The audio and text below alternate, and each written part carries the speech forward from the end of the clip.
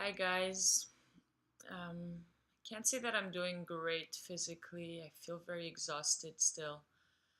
My digestion's horrible, and I need to really pace myself and watch myself, which is a little bit frustrating because I'm cognitively feeling okay, and I feel like I can focus on certain things more, and I have more energy in terms of my muscle strength. But because of my circulation and yeah, it just seems like my body's like not getting enough of the juice, and so I'm stuck wanting to do a lot more than I can, which maybe gets me into a bit of trouble. And so yesterday I saw a friend close by here, but I walked a bit. I actually went for breakfast by myself. I made a wash. Why? I don't know why I made a wash.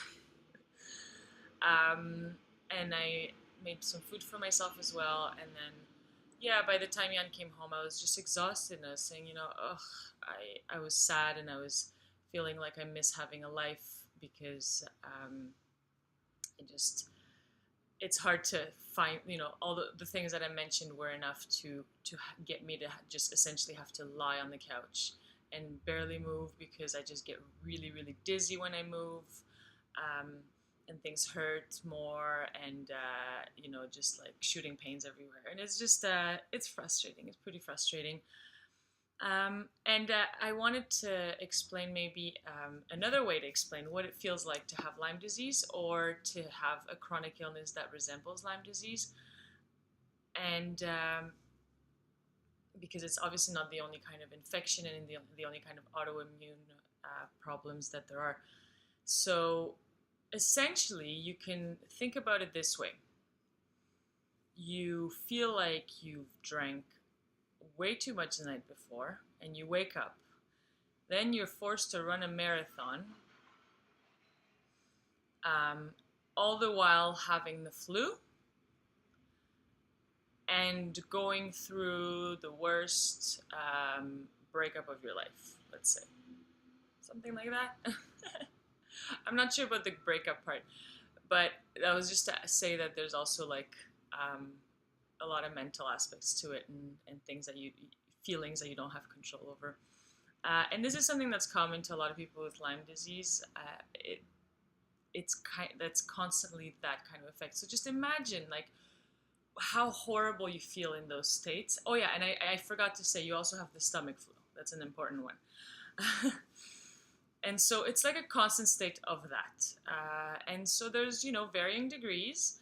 But let's just say that when I was at the wedding on Sunday morning, well, Sunday like mid morning, I was sitting around a table with about 12 people who were all hungover, or most of them were, and that was pretty interesting for me because I felt like in my element a bit because everybody was kind of hunching over a bit. Their eyes were a little, watery, red, and swollen.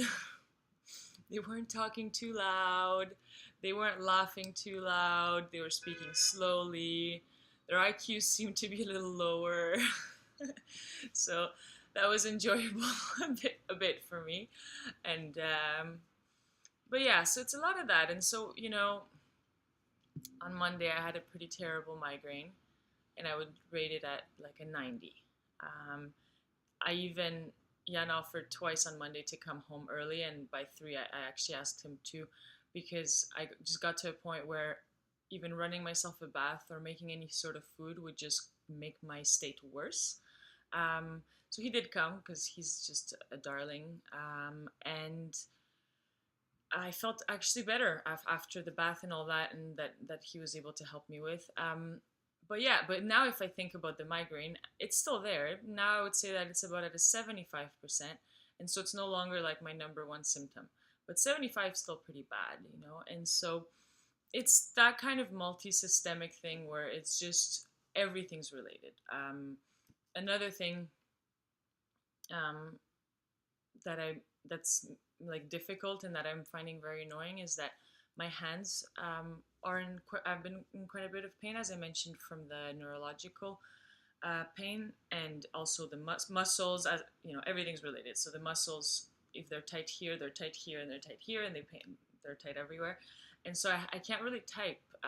Typing is quite difficult because it ends up, my joints hurt very much. It gets very hot very fast. My muscles hurt, and then I get more neurological pain from that.